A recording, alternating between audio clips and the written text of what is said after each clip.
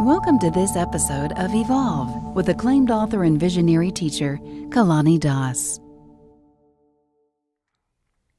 I believe that it's entirely possible to what I call extinguish worry. A lot of people worry. And some people worry a lot. They even call themselves worriers. And I think it's completely possible to not worry. And I know that, I believe that, because that's where I've come to the point where I basically don't worry. And I realized I just don't worry anymore. It's not like I made a decision, but I, one day, and then I just stopped worrying. But I've taken the advice of a lot of our teachers from millennia ago to current day teachers and put a lot of their advice into play. And I've pretty much come to the point where I don't worry anymore. And I think I've done that because I recognize what worrying is. And once you realize what worrying is made out of, and you identify the parts of it, it kind of doesn't have any power over you anymore. You're able to identify the process of worry and take some simple steps to redirect your thoughts and your feelings away from it. And so there's a few basic things that you can do. First of all, you want to realize what worrying is made out of, which is thoughts in your imagination. They're imaginary thoughts about future events that you don't want.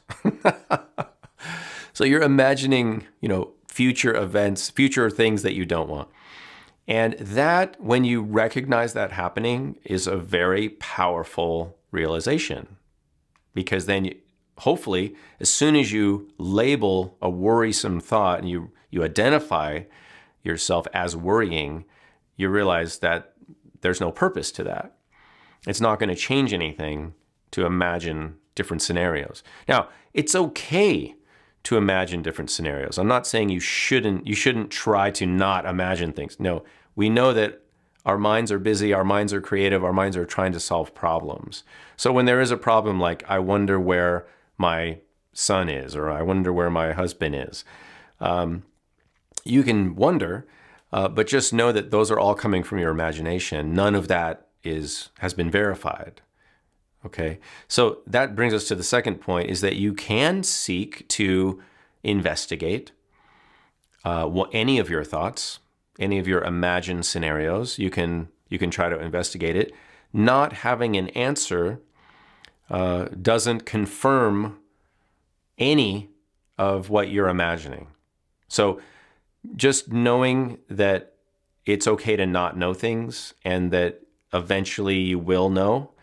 I think, they say that's one of the keys, one of the roots of suffering is unmet expectations. So worrying also comes when we expect to know something and we don't know it.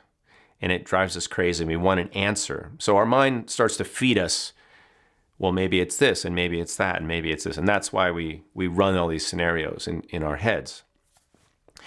Just understanding that that's kind of the natural tendency.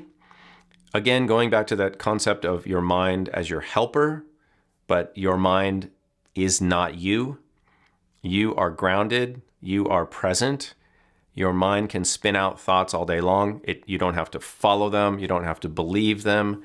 You don't have to run after them like a kite that's been untethered.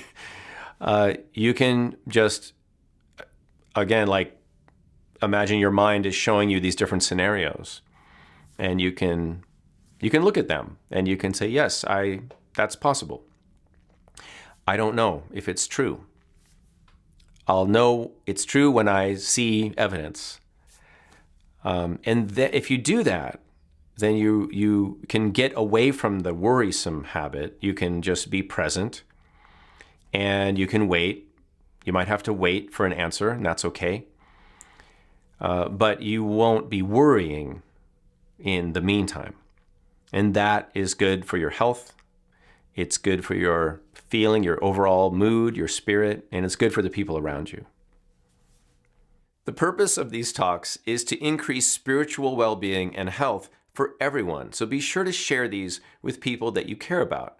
Give it a thumbs up if you liked it, subscribe to the channel so you don't miss anything, leave your kind and helpful comments below, and if you like this content, you'll love the Evolve podcast available at kalanidas.com.